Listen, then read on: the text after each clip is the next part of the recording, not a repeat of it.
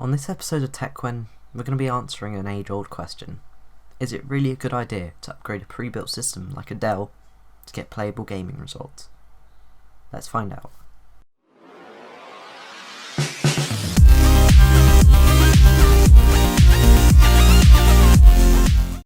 Everybody wants a little love in their lives, and I think it's about that time. Everybody's looking for a spark in their eye, and I think I just found mine. I'm gonna sing up to the heavens how I feel today. Lordy, please don't take my lovely lady away. Finally the sun is shining more of his rays my way.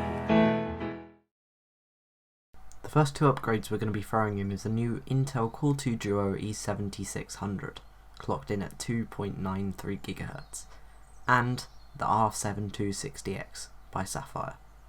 To overclock the chip, we're going to be using the tape method, which is just putting 2 bits of tape over 2 of the pins. Yeah, it's that simple. With the CPU installed, it's time to deal with that dreadful power supply by Best Tech. Ugh. So yeah, I took this thing straight out and threw it in the bin. We're going to be replacing it with a 500 watt power supply by a generic brand. Now, I would normally recommend for long-term use a Corsair power supply, one of the CX series preferably. But since we're just going to be testing the system, this will work fine and won't blow up our components, unlike the Best Tech. For the storage, our boot drive is covered by Corsair M4 128GB SSD.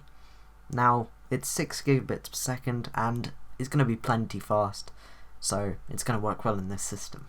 And for our beefy Steam library, we're going to be using a WD 500GB drive. It's quite simple, and it's going to work well. Now, the system already came with 2GB, so we're going to be adding an extra 2 for extra performance. With all of our components installed, it's time to see how well it does in the benchmarks. First up, we have GTA 4 running at the medium settings with 1080p resolution, with a perfectly playable 41 average FPS, dipping to as low as 20 with a max of 63. Now, I've really been getting into GTA 4 recently, just because of the driving physics. And yes, I'm very into my driving games, as you may have learned from the last video. I like Euro Truck. Next up, we have Counter-Strike Source, which is where the system really showed its full potential, pulling an average of 143 with a minimum of 152 and a max of 283. And let's just face it, the graphics in this game look stunning. Now, Just Cause 2 showed that the CPU was definitely a bottleneck in this situation. When a lot was going on screen, the system just crawled to a halt. But other than that, in residential areas and quite slow-paced driving, the system ran fine and pulled an average of 42 with a max of 63.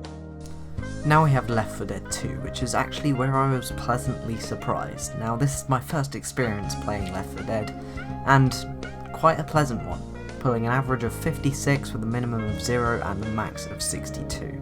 Even when a lot was going on screen, the system didn't hook up at all, which was great.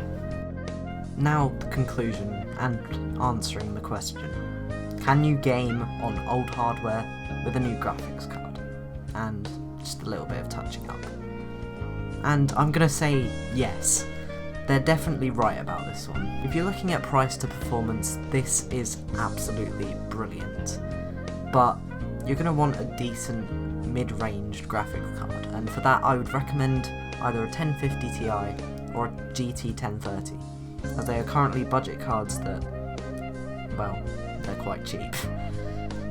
But yeah, I had quite a pleasant experience playing games on this very old system now, and I'd actually use this for a daily machine if I wanted to game on it. And yeah, I'll see you in the next video, guys. Hope you enjoyed, and goodbye.